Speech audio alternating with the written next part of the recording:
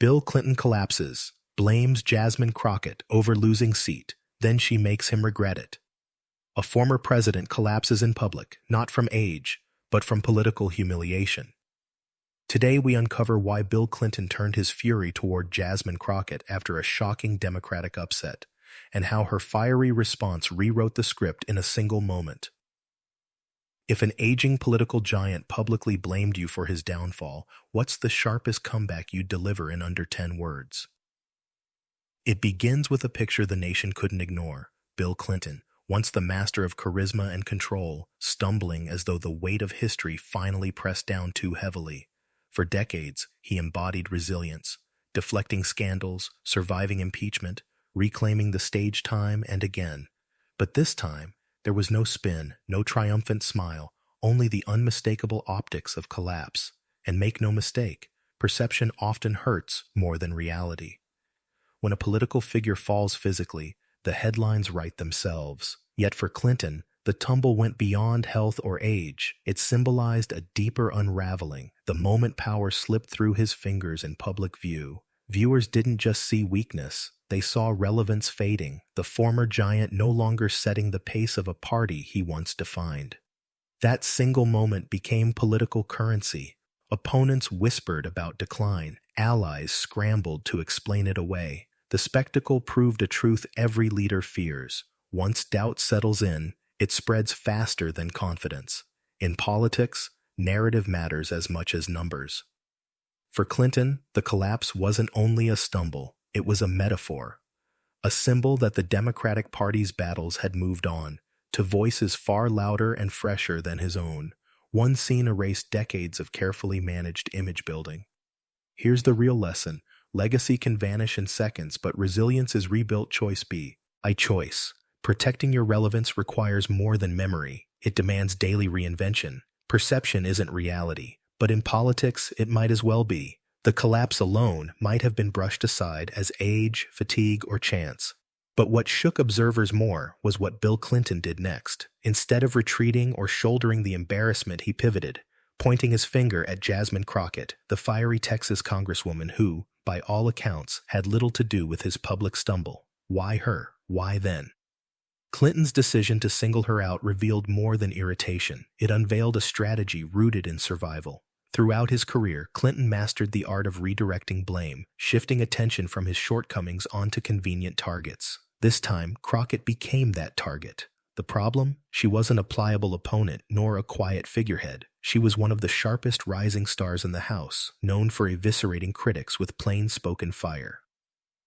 By dragging her name into the spectacle, Clinton didn't diminish Crockett, he elevated her. Media outlets plastered headlines linking their names side by side, framing the moment as a cross-generational clash. Instead of insulating himself from decline, Clinton inadvertently handed Crockett a national spotlight. The deeper message? When leaders deflect too quickly, they risk amplifying their challengers instead of disarming them. In this case, Clinton's instinctive scapegoating turned into a megaphone for the very voice he hoped to mute.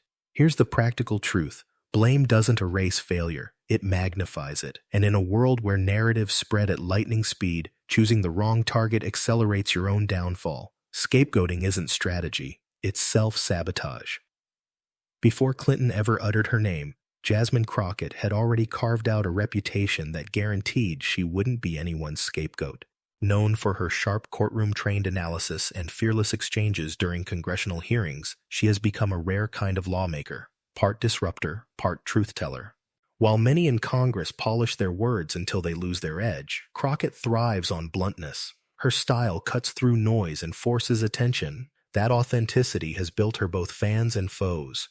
To constituents, she embodies what they crave, someone who won't bow to pressure or cower before legacy figures. To establishment insiders, however, she's a headache precisely because she refuses the script. So when Clinton tried to tether his own unraveling to her, it reinforced her image rather than weakening it. The more he blamed, the stronger her base rallied. Media analysts noted that Crockett has what Clinton once boasted: charisma. But hers is packaged differently, less about charm, more about conviction. That kind of passion resonates deeply in an era where voters distrust polish and hunger for authenticity. Clinton underestimated that reality. and the miscalculation was glaring. Here's the bottom line. Crockett's power isn't accidental. It's a direct product of consistency. She shows up as herself, unapologetically, in every chamber, every interview, every tweet. In modern politics, authentic fire beats recycled legacy every time. Authenticity isn't a style, it's a weapon. Why Jasmine Crockett? Out of all the rising Democrats, why would Bill Clinton single out a relatively new yet fiery congresswoman as the lightning rod for his frustration? The answer lies not in coincidence, but in calculation, albeit a flawed one. Clinton didn't pick Crockett because she was the cause of his stumble. He picked her because she embodies everything threatening the old guard. Crockett represents youth, authenticity, and unapologetic candor. She speaks in plain language designed for both the House floor and social media sound bites. That's dangerous to politicians who rely on carefully curated messaging. For Clinton, a man who rose in an era dominated by television optics and script, charisma, someone like Crockett signals a future where his skill set simply doesn't dominate anymore. By pointing at her, Clinton thought he was undermining her credibility. Instead, he drew a battlefield line: old establishment politics versus a new era of blunt authenticity. The problem? In today's climate, the public rewards straight talk more than polished excuses. That meant nearly every word Clinton used against Crockett translated into fuel for her supporters.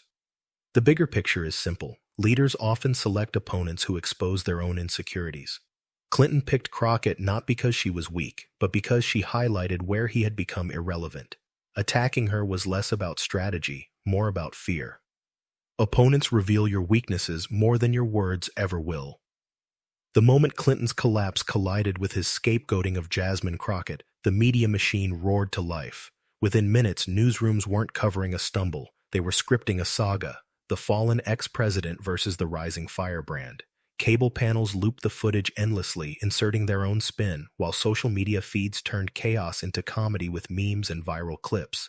Narrative overtook nuance because drama always beats detail. Mainstream outlets framed Clinton as a victim of age, while digital native platforms spotlighted Crockett as the unapologetic counterweight.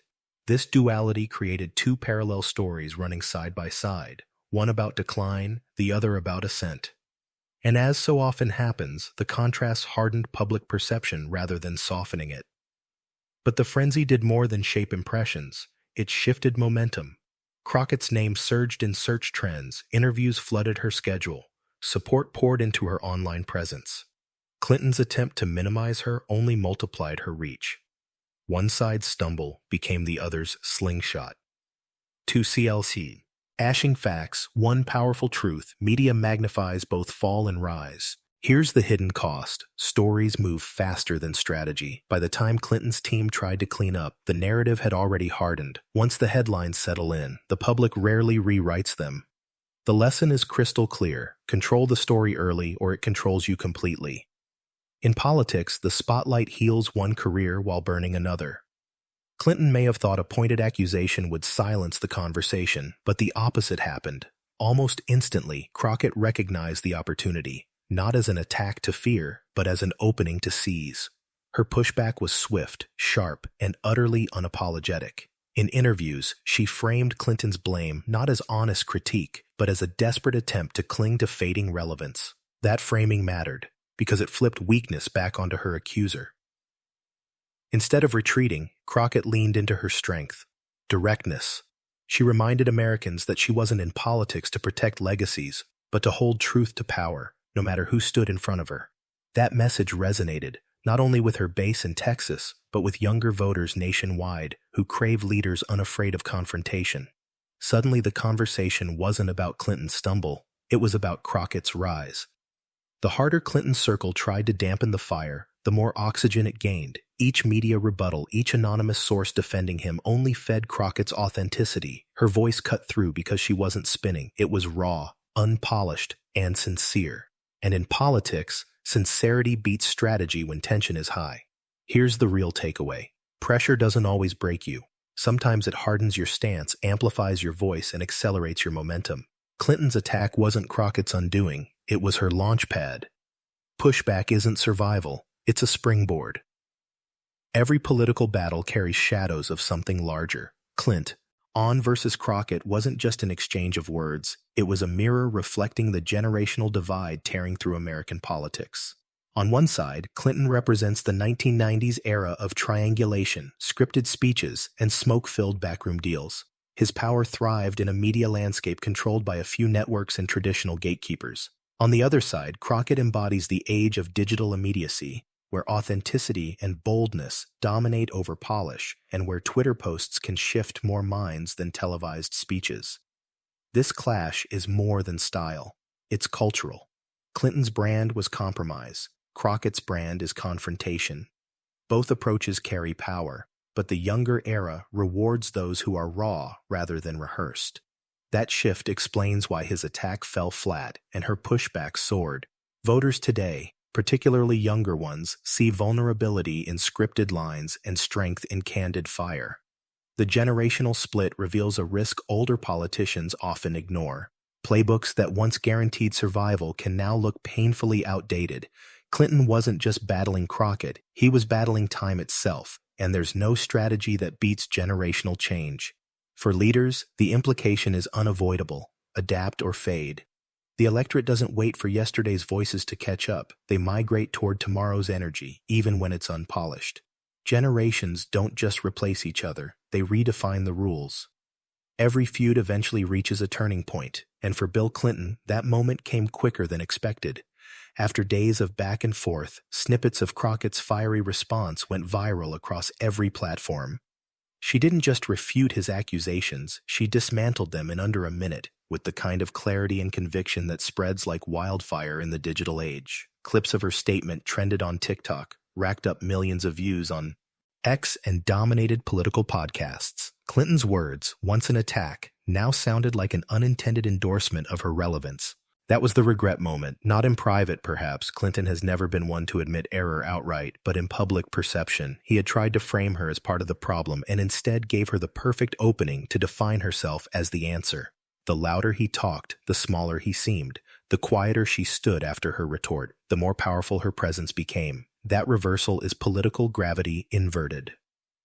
For Clinton, it was a reminder that the more you push against authenticity, the more it pushes back. For Crockett, it was the exact opposite, a reminder that true power lies not just in seizing the mic, but in knowing when to drop it. The optics were undeniable. Power shifted with a single exchange. Regret always arrives fastest when you choose the wrong opponent. If you've stayed with us this far, you're clearly fascinated by the clash between old power and new voices. Now's the perfect time to like and subscribe so you never miss the next explosive breakdown. Behind the headlines and internet memes, party strategists were quietly panicking. Bill Clinton wasn't just a former president, he was still viewed as a symbol of Democratic resilience. His misstep and messy blame game instantly raised questions about the party's image of unity. For strategists obsessed with optics, this clash wasn't just one man versus one woman, it was a potential fracture that could bleed into upcoming elections. The biggest concern? Messaging discipline. Clinton had gone off script, creating a narrative that pitted legacy Democrats against new progressive voices. That kind of intra-party conflict feeds opponents more than it feeds voters. Republicans didn't have to create talking points. Democrats had done it to themselves. Some strategists privately admitted that Crockett's viral surge might inspire other younger lawmakers to embrace defiance over cooperation. If that trend spread, the party's carefully managed hierarchy could buckle. And beyond messaging was money. Donors pay close attention to chaos. Infighting signals instability, which makes fundraising a harder sell in high-stakes cycles. Even whispers of donor hesitation were enough to set alarms inside the committee rooms. Clinton's grudge didn't just bruise egos, it risked bruising war chests. The hidden truth? Political parties fear friendly fire more than outside attacks. One careless accusation can unravel years of coalition building. When insiders feud, outsiders feast. In American politics, underdogs often come alive in the very moments when establishment figures try to write them off. That's exactly what happened with Jasmine Crockett. Clinton's attempt to frame her as culpable didn't tear her down. It vaulted her upward, transforming her trajectory from local influence into a national conversation. The irony couldn't be missed. The most powerful man of the 1990s had just turbocharged a freshman representative's brand. Momentum is a funny thing. It feeds on perception more than policy. Crockett suddenly embodied the archetype that American voters love, the scrappy fighter standing tall against the giant. Each interview invitation she accepted carried an implicit narrative of David versus Goliath. The more Clinton loomed as the establishment figure, the more Crockett gleamed as the people's champion. And the metrics proved it. Social media engagement skyrocketed, grassroots donations flowed in, and her name began appearing on lists of voices to watch. Even voters outside her district started seeing her as a symbol of generational turnover. In politics, perception hardens into possibility, and possibility often becomes power. The uncomfortable irony for Clinton's faction: every ounce of attention he brought to her served as fuel for her rise. Instead of shrinking, Crockett seized the stage and grew larger than the moment itself. In politics, pressure doesn't bury the underdog, it builds the legend. For decades, Bill Clinton's legacy was bulletproof. He was the comeback kid, the Democrat who bounced from scandal to survival, a president who combined charm with calculation to dominate the 1990s. But legacies, no matter how durable, are fragile once the political tide shifts. His public stumble and clash with Jasmine Crockett weren't isolated embarrassments. They became metaphors for diminished relevance. Suddenly, voters weren't debating Clinton's achievements. They were questioning if they still mattered.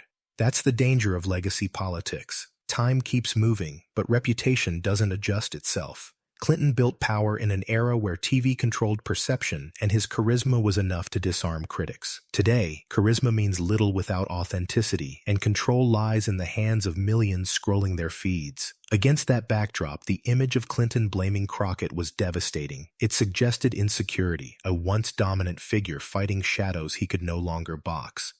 Worse yet, history judges sharply. The more Crockett used his criticism to amplify her own voice, the more Clinton's legacy looked out of sync with the moment. Admirers began to whisper about him as yesterday's man, a painful label no former leader wants attached. Legacy is less about what you did and more about how you're remembered in the present. The enduring lesson? Protecting a legacy requires humility, knowing when to fight and when to yield. Clinton, in that moment, forgot. Legacies don't collapse from history, they collapse from relevance lost. Every political generation has its breakout moment, the instant a relatively unknown figure erupts into national relevance. For Jasmine Crockett, that moment arrived not on her terms but on Clinton's mistake. His misplaced blame became her spotlight, a free platform to showcase not only her defiance but her readiness to lead in an arena dominated by veteran names. It was the classic reversal. Adversity flipped into opportunity.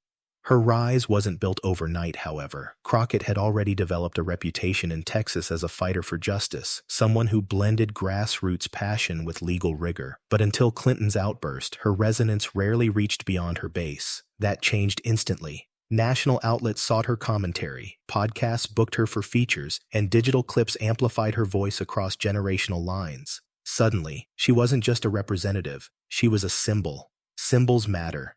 They transform individual careers into movements. Crockett's transformation showed younger voters that authenticity could go toe-to-toe with legacy and win. In an era where people distrust institutions but cling to unfiltered truth-tellers, her rise mapped perfectly onto the cultural mood. Clinton may not have realized it, but he had created the very stage on which she now thrived.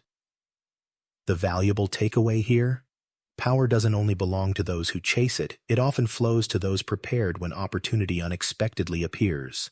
Crockett was prepared, and it showed. True leaders don't wait for moments, they make moments matter. In politics, passion fuels movements, but money sustains them. That's why Clinton's outburst didn't just rattle headlines, it rattled wallets. Behind closed doors, Democratic donors, the lifeblood of campaigns, began expressing unease. For years, Clinton had symbolized stability, someone to rally behind when unity was paramount. But when he targeted Jasmine Crockett, donors didn't see a strategist at work. They saw potential chaos. And donors hate chaos more than they hate opposition. The worry wasn't simply image, it was investment. Backers constantly calculate return on influence, and Clinton suddenly looked like a depreciating asset. Meanwhile, Crockett's grassroots fundraising skyrocketed. Small dollar donations poured in, signaling that the energy of the moment was with her, not him.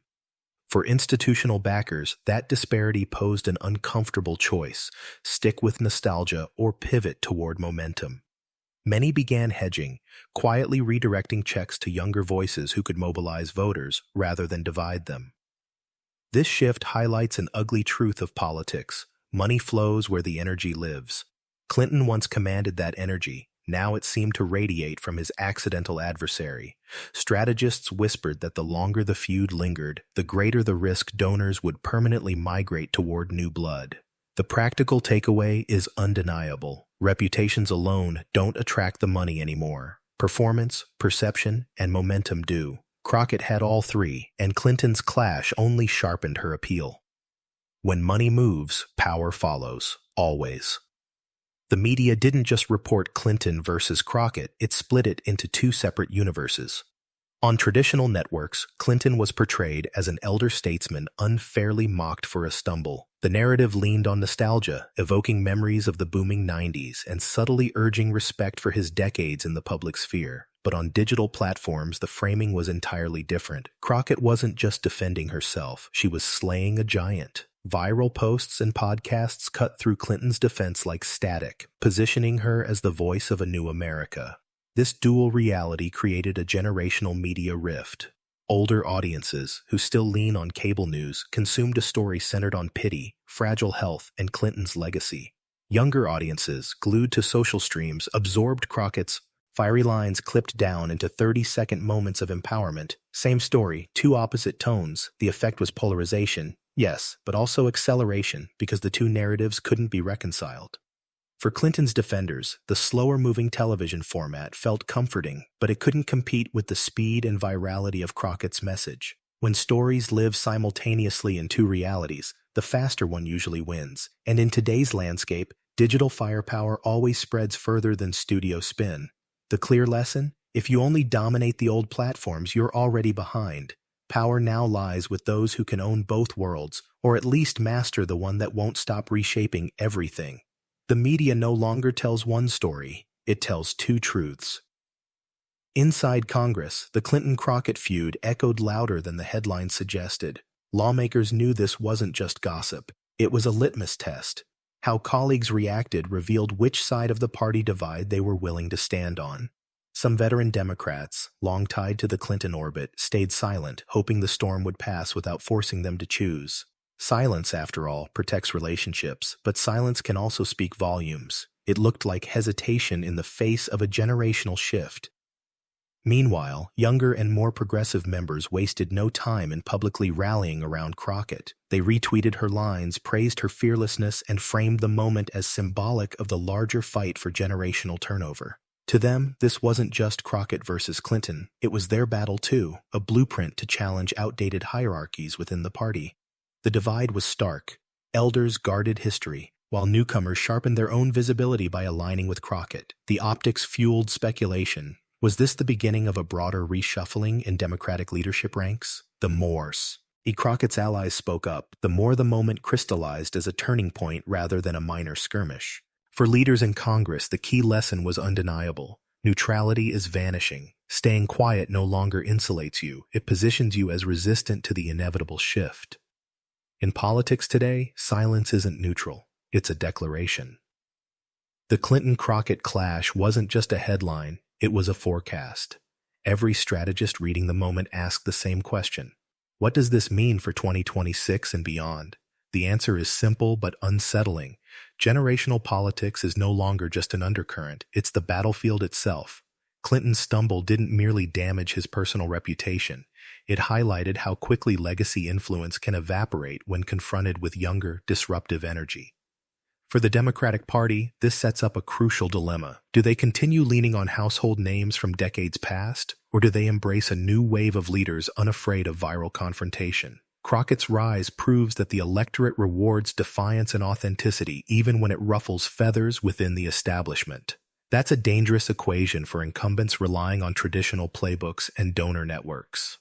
The bigger implication: campaigns in the next political cycle won't just hinge on policy differences, but on generational identity. Voters may choose less between left and right and more between yesterday's polish and tomorrow's passion. And if Clinton's moment taught us anything, it's that attacking the future is a mistake. You can only adapt to it or get left behind. For rising politicians, the takeaway is clear.